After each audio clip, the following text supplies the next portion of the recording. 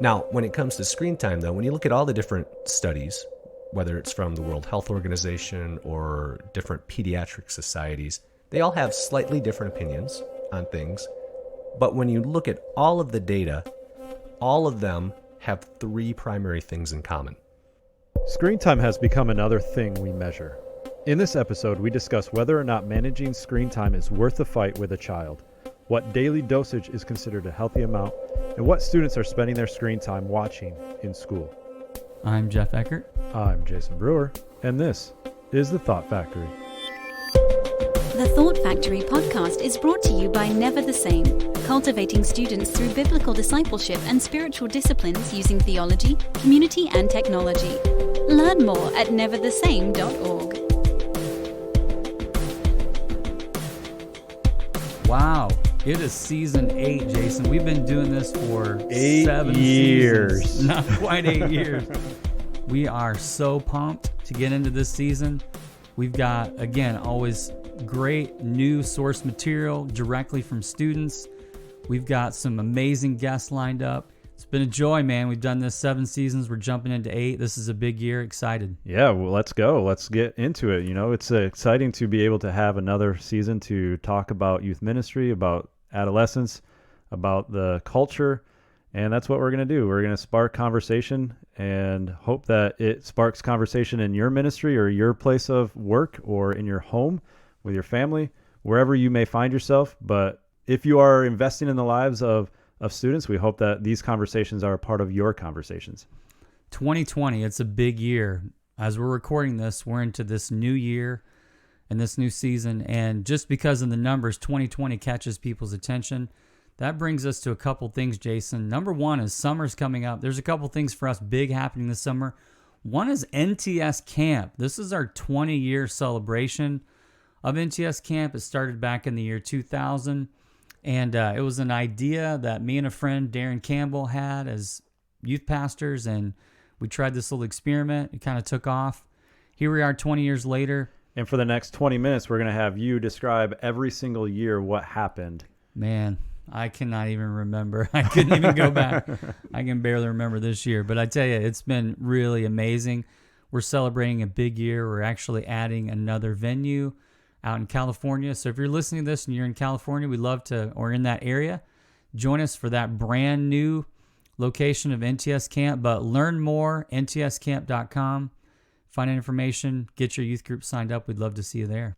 And another event that's happening this summer is Claim Your Campus 2020. You have probably heard about it if you are a regular listener, but we want to make sure that anybody who joins the podcast, whether it's the first time or the second time or the 20th time, we want to make sure that you are well aware of what this event is happening July 4th weekend in Kansas City, and we want to invite you there. Claim Your Campus 2020. There's not been an event happen like this, Jason, in at least a generation, several decades. This is a national gathering for an event focused specifically and solely on middle and high school students. It's a gathering. We want to host this gathering along with over 75 other denominations and organizations that care about young people. Chances are, if you're listening to this right now, either you're a family member of ours and you're doing it because you love us, or more likely, you do it because you care about young people. And here's the deal.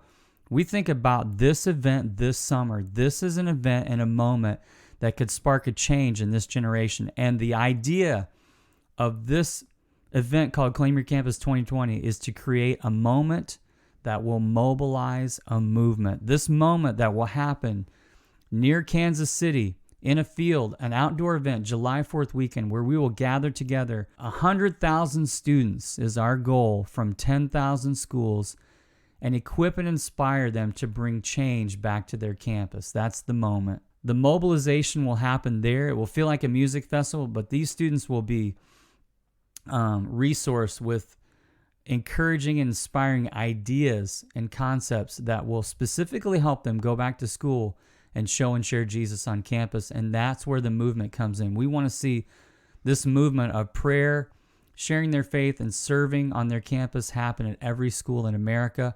So it is claimyourcampus2020.com. And I want to go a little deeper here just for a second about this event.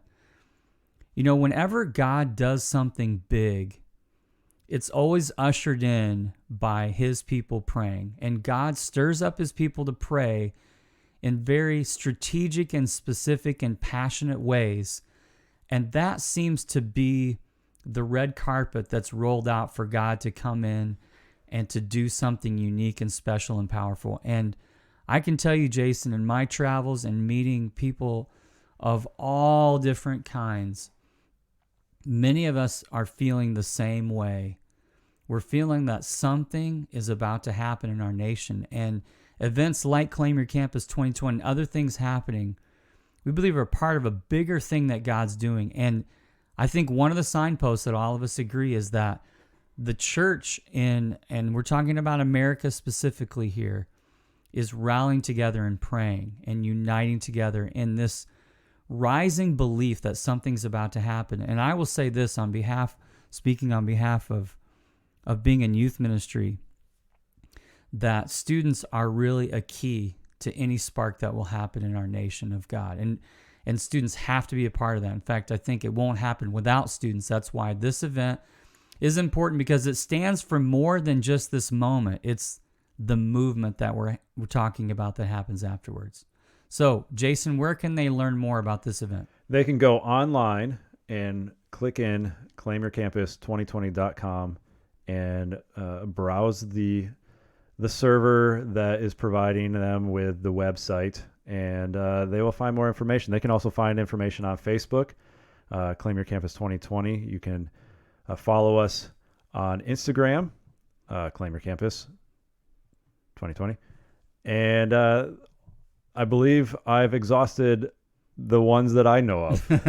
So go to the website. If you're an adult, you can get signed up.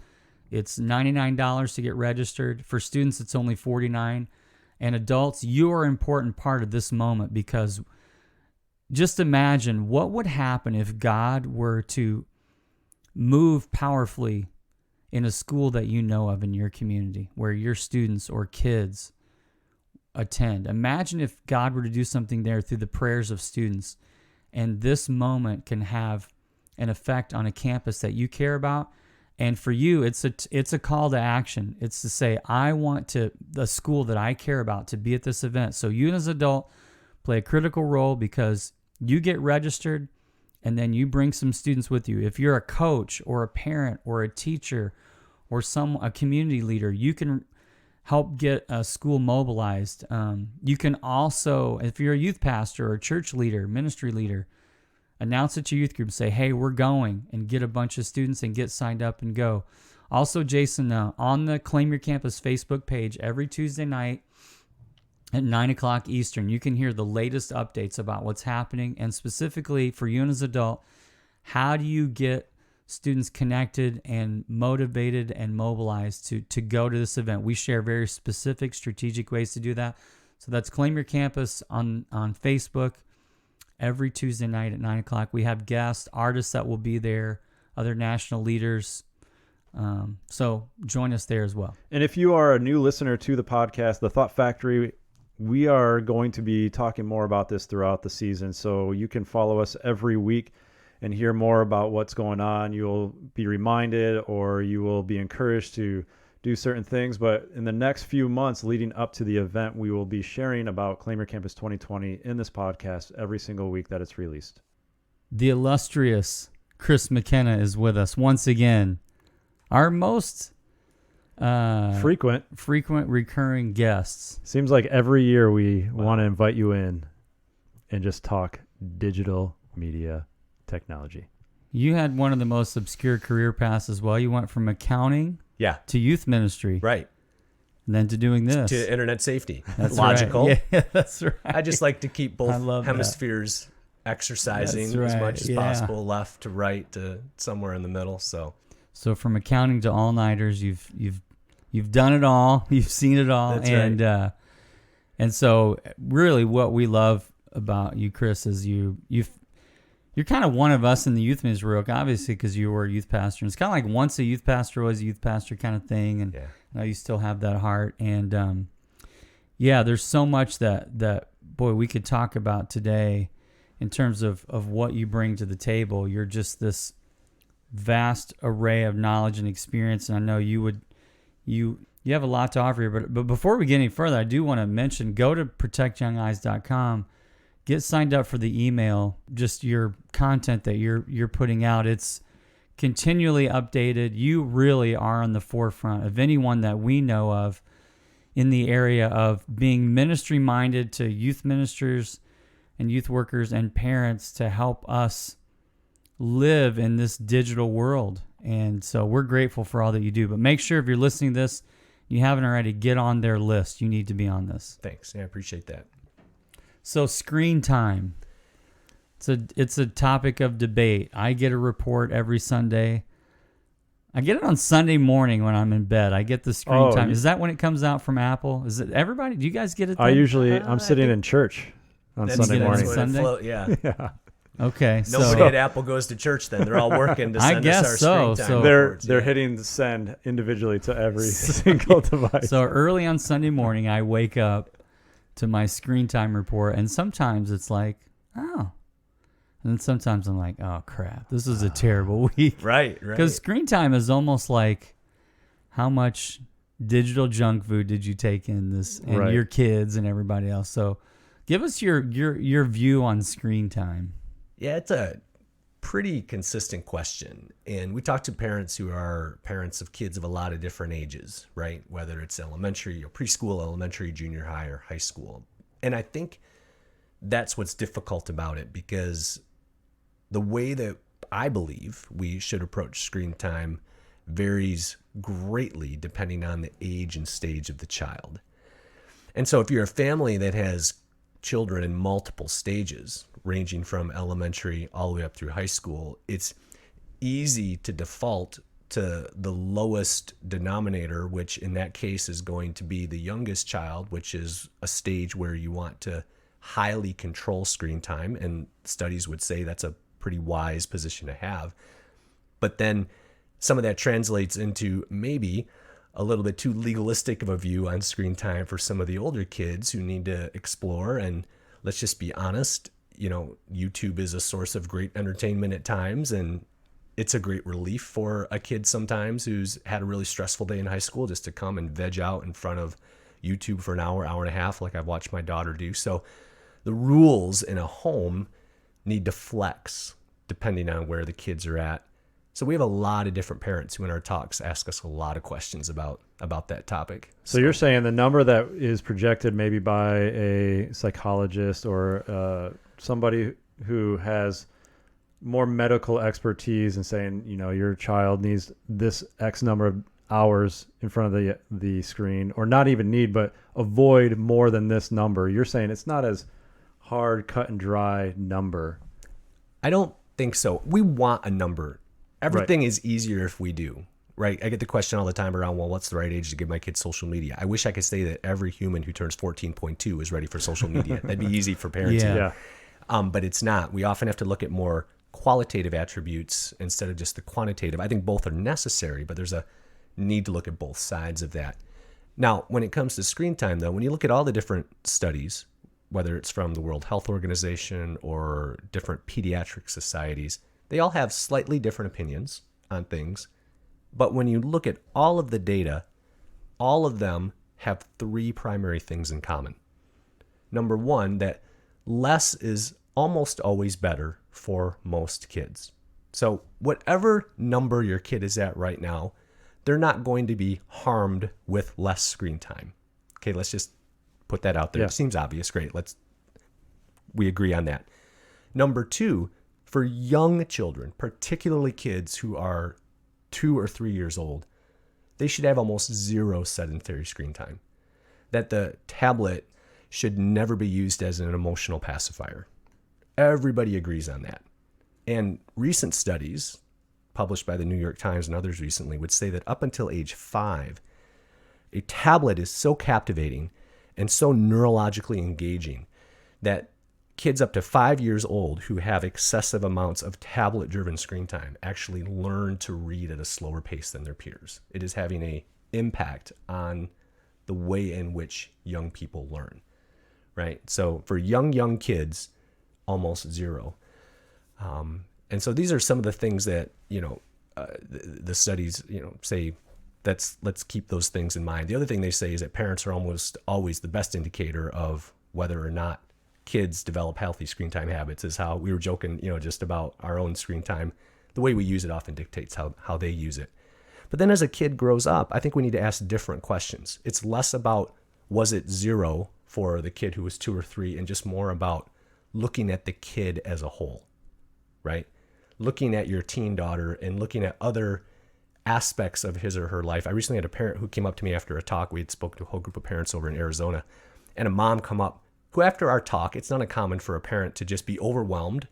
We talk about a lot of different things in a 2-hour span of time. They may be hearing this for the first time. They may be going, wow, I never knew these things about social media or YouTube or whatever. And so it's very easy for a parent to walk away overwhelmed and want to come up and talk about a lot of different things. And this parent wanted to talk about a lot of different things. Screen time was the number one thing, where she was giving me all of this context around this tussle that she was having with her son around screen time and how much time he should and shouldn't be. And, give me some tips. And I asked her, I said, well, how old is your son? And she said, well, he's almost 17. And I looked at her and I said, he's almost 17. Managing the amount of screen time that he is getting, like to the minute and to the hour, may not be necessary. Like have you ever thought about that? It may not be necessary. And I just started asking her some more qualitative questions around, is he a good kid?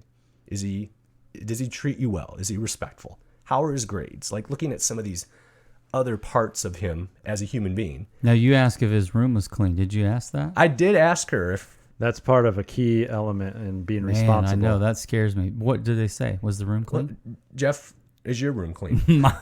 my room is clean. I'm going to put quotes around the word clean. It's pretty clean. I'm just thinking of one of my teenage daughters. Well, I just wondered if we needed to control your screen time. if you've got a dirty room. You are feasting on that junk food too much. So does the kid have a clean room? This particular son did have a clean room. Oh, yeah, right. yeah. Keep going. So it was a conversation where I was not trying to tell the mom, how to parent her kid, but I wanted her to try to see her son and look at other attributes and say, okay, listen, at the end of the day, whatever things are important to you, maybe a clean room is or isn't important to you, but whatever things are important for you, for your son to be accomplishing in a day, is he doing those things? If the answer to the question is yes, then let the kid veg out on a couple of hours of YouTube, right? If that's not negatively impacting all of the other attributes, all of the other behaviors that you want present in your son or your daughter, then give yourself permission to not micromanage so much that number. And especially, again, this is a message for older kids. I'm not telling telling parents just to take all the controls off and kids can watch whatever they want, whenever they want, all day long. There's some context around that. But I just think like a lot of things that we talk about these days, we tend to only have two extremist groups of people. Either those who say, yeah, let kids do whatever they want, or no screens at all, or a half an hour on Saturday, and the rest of it is just highly controlled. And I just think it's a more complex answer than that sometimes. It's harder to parent to that more complex answer. But some days it's 2 hours, some days it's 4 hours, some days it's a half hour. It just kind of depends on all those other attributes, in my opinion. Now, would you say you've been doing this 4 or 5 years now, full time, since you started Protect Young Eyes? How long has it been? Yeah, we'll be 5 at the end of May this year. Okay, so you're coming up on 5 years. And one of the things, as we're talking, that I'm curious about is, I would say what you described was maybe like a holistic approach, like, hey, here's the whole big picture of this kid, clean room and all, to maybe in a legalistic view where it's like it needs to be 2 hours or less or whatever. And I'm just curious, when you go back 4 or 5 years when you started, do you think you've transitioned from more of a legalistic view to a holistic, or have you always been kind of holistic about your approach to these topics with parents and students? Yeah, I think initially, just due to a lack of information, I, as a more left-brained, more sort of structured individual, tended to be more on it needs to be a number, it needs to be more strict, absent information, studies, research that was telling me anything to the contrary. Just naturally myself is going to bend towards legalism just because of the way that I am. Yeah. we have so much more information at our disposal now, as I referred to studies and research and other things, that yes, for certain types of kids.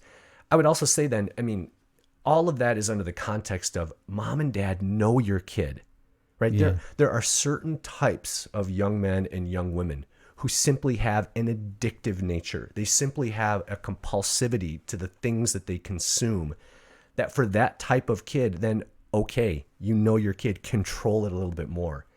It's not a strict number, but over all of that, the message I was trying to communicate to this mom was, tell me a little bit about your boy. I don't want to know like what you think, just tell me about him. And by knowing your kid, I think we can customize what that right amount of digital consumption looks like. But that's harder work. It is. It is, for sure. Now, is there an area in their life that you feel like there should be a pretty strong restriction on cell phone use? Is there, you mentioned in the bedroom where they need sleep, there may be something more restrictive in that area versus in the afternoon hanging out on the couch for a couple hours. Right. No, that's a great way, or I guess another restriction or sort of limitation to think about is more and more, and I'm sure you guys have seen this in working with teens and talking to their leaders and parents. We've recently been doing a lot of surveys when we go and do presentations. Before we get there, we want to survey the kids to see where they're at in certain digital behaviors and certain attitudes. And we recently did a survey for third graders up through 12th graders. And I was blown away at some of the numbers. Like 46% of the third and fourth graders that we surveyed at this public school in Michigan had internet-ready devices in their bedrooms. And almost 30% of them had those devices in their bedrooms at night while they slept.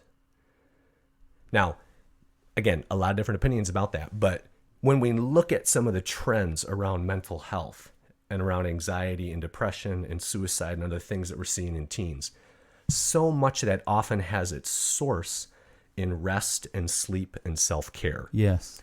And not for all kids, but I'm even looking at my own family and things that Andrea and I have experienced personally. We have an epidemic of young people who are not well rested. Yes. And that's primarily due to the fact that these highly engaging dopamine-driven devices are 2 feet away from their head all night long. And whether you are 14 or 40, it is hard to resist the notification. Yeah. It is hard to put down thumbing through the feed. Yeah. It is hard not to auto stream the next episode of whatever season you happen to be in. We've all felt that as adults with fully formed prefrontal cortices, supposedly, to make some of these decisions. Those teens don't stand a chance in putting that stuff down. And so, that, to your point, Jason, not that there's a right number, but for almost all kids, there are right times and places just to create a healthy human being. That whether it's the bedroom, whether it's keeping it out of bathrooms, whatever, again, you've determined, that we've got to help kids, with those sort of limitations, for sure. I know there's been even more research in regards to the effect on their brain and their development, and even more so where Silicon Valley executives are advocating for a device-free school that their kids go to, because they know how their devices are affecting our brain development. Have you looked into this or researched any of this? Or Yeah, there are device-free Waldorf and other Waldorf. I'm pronouncing that in a really incorrect way. There are a whole category of schools over on the West Coast where Silicon Valley executives, intentionally send their children to have that screen-free experience. And there's even other stories that you would read. Like you read about the guy who invented the thumbs up on Facebook and others who, it was the gentleman, I think, who came up with the bottomless feed, the scroll, right? Yep. Tristan Harris at the Center for Humane Technology talks about when there's no bottom to the glass that you're drinking out of, the brain can't stop. It just keeps drinking. And that's the concept behind the bottomless feed, is you just keep scrolling. And you talk to these, you read the stories. It'd be fascinating to link it to this episode. They have great regret for the things that they've invented. Yeah. Because they're now seeing the impact, the mental impact, the relational impact that some of these innovations if it had on people young and old. So Well, the intent is to get them addicted to their devices because there is a bottom line that is a dollar amount for their company. And so if you can get somebody addicted to your product, then there is going to be more of a job security on their end when their product is being used. And so they're realizing that they use tactics to get them addicted, but then they don't want that same addiction to occur in their own kids' lives or Right. in their own lives. Yeah. And they're realizing the mistake that they've made. And so we are impacted by it, and we're all trying to figure out what to do about it as well. yeah, for sure. You mentioned when we were off record of banning cell phones from schools. Like, is there any desire to see that No, happen? that's a good screen time segue. Let's go there next. So you mentioned Or just say the same exact thing that you just said. Coming up, Jason will segue us. that was my segue. In the next segment, we continue our screen time discussion with what students are allowed to do on their cell phones in school, and if there's a good case to ban them entirely from the classroom.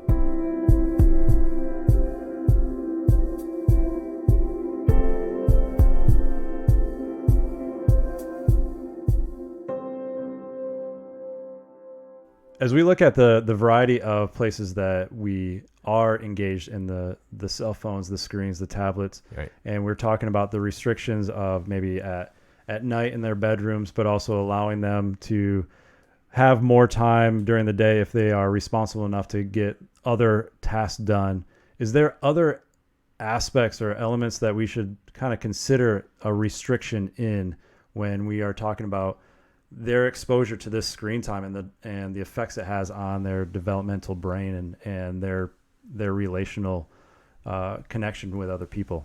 Yeah, we've recently started reaching out to peers like Protect Young Eyes and others that work and care for kids when it comes to internet safety, and we just all agree that, man, we would love to get every single non-ed tech internet ready device out of classrooms.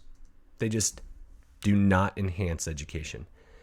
And every study that you look at points to it as this distraction. It doesn't even have to be buzzing, but the sheer presence of a phone turned upside down on the desk while I'm taking a test actually produces a lower grade, because my attention is just pulled towards the chance that I'm missing something. That near and present danger of being out of the loop, of fear of missing out, causes me to perform at a lower level academically.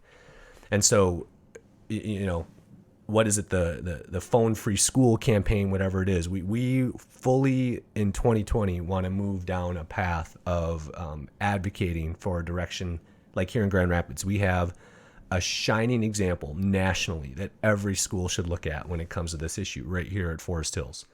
And what Superintendent Dan Beam has done this year to remove all non-ed tech devices out of K through 12 classrooms in a school district with 10,000 kids in 19 buildings. This isn't just some small rural district where you get a few parents in the room and you can make a decision, right? He led with mission. He led with research. He led with some of what we talked about with sleep and attention. He led with all these things and said, listen, parents, you've charged me with an educational objective for your kids. I cannot achieve that objective while phones are in the classroom. Are you with me? Mm-hmm. Right? I'm not saying that, they can't have them. I'm just saying we have to keep them out of the classroom. They have to stay in their locker. And if we see it, we'll confiscate it. Are you with me? And it is working. I've had multiple conversations with them. We've written a blog post about it. I just think it's another one of those places that there is no science that proves to me that children carrying personal internet-ready devices has anything to do with their education and gives them any positive impact on their education.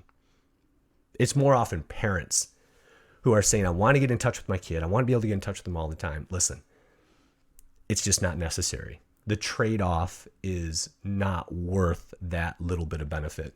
So, Chris, recently you were invited into a public school to do their sex education classes for. Sex education, and that they had that. They have a program for that. Many schools have a fairly mature, be it abstinence or, sexually transmitted diseases, kind of curriculum. But what almost no school has is any kind of secular sort of fact and science-based conversation around the issue of pornography, separate from sex ed. So what Portage Public Schools down south of Kalamazoo wanted to do was to pilot something like that. Last winter, they asked me to create a 2-day curriculum, more or less, that they would pilot with their freshmen in health class. So we worked on that during 2019, and then this just past December of 2019, I was invited into Portage Central High School for 2 days, and then Portage Northern High School for 2 days, and had all 6 or 7 sections of their health class cycle through for 2 consecutive days to have this conversation around pornography. And what I learned so much here. I thought I knew the topic, and I've worked with this topic for a long time, but as it pertains to schools, what I found, and these are public schools, right? There were teenage boys were just really, really honest with me, whether it was kind of in the middle of class or at the end of class, where they were just flat up. And this is a school that phones are allowed, right? So kids can carry their phones in and out. There was this routine that I observed in every classroom where at the beginning of every class, and I bet this goes on in all the classrooms there at a school or any school that allows the cell phones, that the teacher has to go through this whole litany of rules now about what to do with your device, right? Everybody take your AirPods out, put those away. I need you to listen to your speaker. You can't have your phone in your lap. It was like this script, because they were allowed to have them, that the teachers need to go through at every class period just to manage the devices. So again, why I love what Forest Hills has done is they've removed all of that burden from the teachers to have to manage these devices. But anyway, what I discovered in talking to the boys is, and it's not just a boy issue, it just happened to be boys that were comfortable to talk to me about it. They said, Chris, we watch porn all day long, like in the cafeteria, before practice, in between class. Chris, this is just what we do. Mr. McKenna, whatever they called me. Right. So now you have a couple of dynamics going on, right? I know it is not the purpose of schools when they allow kids to have their cell phones, that a part of that, I hope, isn't, well, a little bit of porn is okay. No, listen, when you allow kids to have their phones at school, they are going to consume pornography. I would challenge educators to look back at me and say, is that what you want happening in your school? So a couple of things going on there. Yes, I would love policies to get phones not out only for the educational purposes, but for these purposes too. Yeah. Right? That when they're away from home and outside of that control of mom and dad, that are hanging out with their friends, I just think it creates situations that are problematic and could be construed as abusive, especially at the younger grades, right? Down into middle school. If you have a bunch of middle schoolers who are showing each other pornography in the cafeteria, and my son or daughter is exposed to that and comes home traumatized from that, I would say that's the fault of the school from a liability perspective. I would be upset at the school that doesn't have rules around that. So there's a lot to unpack there. I learned so many insightful but heartbreaking things from talking to these young men and women about the issue of pornography from a very secular mindset. And one of the things that you talked about in regards to porn, this mindset of they believe it's fine to look at porn at an adolescent age until they get married, and once they get married, everything goes away and it's fine because they're married and they're able to engage in sex. And so you have this, you're kind of approaching these adolescents that are going, what's the difference of looking at porn? It's not that bad because I'll be able to give it up later. Well, and that was one. There were a very limited number of things that I was allowed to share my opinion on. When it comes to this topic, there's a very narrow list of things, especially in a public school, that I'm allowed to talk about. But a couple of the boys opened the door, and one of them said that exact thing to me, and then another did later, that I'm not hurting anybody right now. It's just me. While I'm not married, that's fine. Later on, when I get married, I'll just give it up. In other words, in their mind, pornography and sex are the same thing. This is where the miseducation, the misunderstanding comes in. And I wish I had like an hour counseling session just to sit down and look at these boys in the eye and say, listen, you are training yourself for something that is not real. Neurologically, you are teaching your brain to be hooked on image after image after image after image after position after beautifully polished and surgically changed body. And you're going to trade that in for a real living, breathing, messy, emotional human being. Do you truly think she will satisfy what you're looking for? You are setting yourself up for absolute crash and burn. And so, that was one of the heartbreaking realizations. And I've found that to be a very prevalent mindset that teen boys have. This idea that I'm not hurting anybody. It's okay right now, but someday I will be married to somebody and get all of the sex that I want, just like I see on the screen, and then I'll be able to let go of it.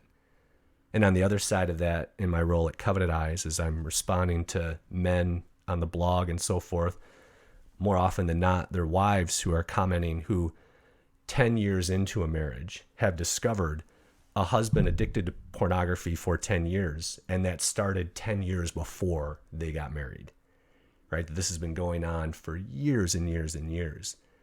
And I'm sure that he had the same thought, that as soon as I get married, everything will be fine. And I'll be able to trade this for that.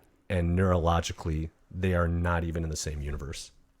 Chris, I've always been amazed at not only what you've learned, but the way your ability to share it with parents, youth workers, those of us that are trying to do this thing. And boy, we've transitioned into such an amazing time in humanity where I often refer to electricity. I'm trying to imagine what it would be like to be alive during the advent of electricity, what it was like to live before and after. And we're living in this age right now. Yeah, we are. I mean, even now I say to my kids, and in conversations I say it all the time, that was pre-internet.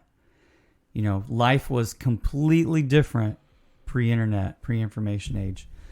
And with the advent of the smartphone, digital devices, you continue to stay in the cutting edge, and we're so grateful for that. And near pornography, something it's an epidemic. And how much do you talk about it? We could talk about it every day because it's happening. I mean, I've seen things that you've put out with so the amount of bandwidth consumed in 1 year from a site like Pornhub, right, where they'll talk about over 4,000 petabytes of bandwidth in a year, which each petabyte is 1 million gigabytes sort of stuff. Those sort of figures. They're hard to comprehend. Yeah. The amount that's out there. So we want to encourage you to go to protectyoungeyes.com, a resource for parents and youth pastors to stay up to date in the digital technological world and help you navigate the ever-changing landscape when it comes to online usage for children and teens.